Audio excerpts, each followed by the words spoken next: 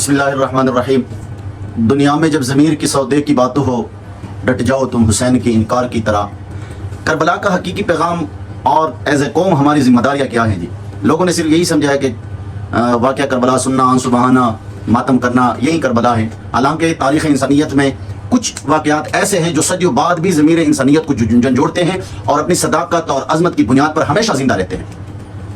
واقعہ کربلا محرم الحرام 61 ہجری کو پیش آنے والا ایک ایسا روح فرساں واقعہ ہے جو صرف مسلمانوں کے لیے نہیں بلکہ پوری انسانیت کے لیے پیغام حریت، استقامت اور قربانی کا درس دیتا ہے۔ اور امام حسین اور ان کے جانثار ساتھیوں کی قربانی حق اور باطل کے درمیان ایک ایسی واضح لکیر ہے جو وقت گزرنے کے ساتھ اور وقت گزرنے کے باوجود بھی ماند نہیں ہوئی۔ کربلا کا حقیقی پیغام کیا ہے؟ صرف ماتم آہ و فراق یا تاریخی یادگار نہیں بلکہ یہ عملی اور فکری تاریخ ہے۔ امام حسین نے کربلا میں جو علم بلند کیا وہ ظلم کے خلاف مزاحمت، حق کے لیے قربانی اور باطل کے سامنے نہ جھکنے کا اعلان تھا کہ ظالم کے خلاف جھکنا نہیں ہے، ظلم کے خلاف جد و جہد۔ امام حسین نے یزید فاسق اور فاجر حکومت کو تسلیم کرنے سے انکار کیا اور فرمایا مثلی لا یبایع مثلہ، میرے جیسا اس جیسی کی بیعت ہی نہیں کر سکتا۔ یہ اعلان ہر دور کے مظلوموں کے لیے امید کی کرن ہے۔ ہم اگر اس یزید کو برا بلا کہتے ہیں تو آج کے دور میں جو چھوٹے چھوٹے یزید ہیں ان کو برا بلا کون کہے گا؟ اور ہر دور کے مظلوموں کے لیے آپ ایک قاعدہ اور قانون رکھے گئے ہیں کہ باطل طاقتیں وقتی طور پر تو غالب ہو سکتی ہے مگر حق کو دبایا نہیں جا سکتا۔ قربانی کا جذبہ سیدنا امام علی مقام نے نہ صرف اپنے جان اور مال بلکہ اپنے اہل بیت حتیٰ کہ شیرخوار علی اصغر تک کو راہ حق میں قربان کر دیا، اور ہمیں یہ سکھاتا ہے کہ قومیں صرف نعرہ لگانے سے نہیں بنتی بلکہ قربانیوں سے بنتی ہے۔ اور صبر و استقامت، کربلا کے میدان میں امام حسین اور ان کے رفقا نے شدید ترین مسائل میں بھی صبر کا دامن ہاتھ سے نہ جانے دیا، نہیں چھوڑا، اور یہ پیغام سیدنا امام علی مقام نے ہمیں زندگی کے ہر مرحلے پر ثابت قدمی اور اصول پر ڈٹے رہنے کا درس دیا۔ اور ہماری قومی ذمہ داری کیا ہے؟ کربلا کے آئینے میں اگر آپ دیکھیں، پاکستان جو ایک نظریاتی ریاست ہے، اس قیام کا مقصد کیا؟ ظلم، جبر اور استحصال سے پاک معاشرہ قائم کرنا تھا۔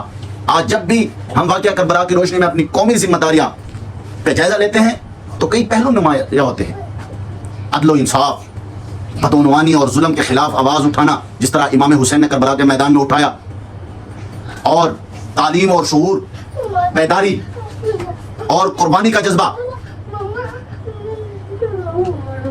کہ ہمیں ذاتی مفادات سے بالاتر ہو کر قربانی دینا سیکھنا ہوگا، چاہے وہ وقت کوئی بھی ہو، وسائل ہو یا نہ ہو، لیکن جب دین پہ مشکل وقت آ جائے پھر آپ کو قربانی دینی پڑے گی۔ بہرحال مختصر یہ کہ کربلا صرف ایک تاریخی واقعہ نہیں بلکہ ایک دائمی انقلاب کا نام ہے۔ امام حسین کا پیغام ہر دور میں زندہ رہے گا کیونکہ وہ ضمیر انسانی کی وہ صدا ہے جو حق، سچائی اور عمل کے لیے ہمیشہ گونجتی رہے گی۔ ہماری قومی ذمہ داری ہے کہ ہم اس پیغام کو صرف مجالس یا جلوسوں تک محدود نہ رکھیں، جلسے تک محدود نہ رکھیں، ماتم تک محدود نہ رکھیں، بلکہ ہم سیاسی زندگی میں عملی شکل دیں اس کو اور مقابلہ کریں ظالموں کے خلاف، جابروں کے خلاف، ظلم کے نظام کے خلاف۔